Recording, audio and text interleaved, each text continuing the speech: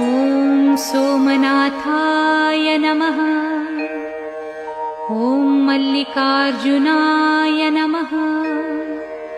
ॐ महाकालेश्वराय नमः।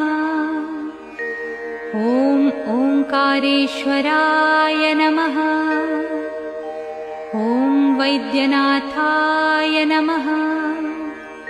ॐ भीमशंकराय नमः। ॐ रामेश्वराय नमः।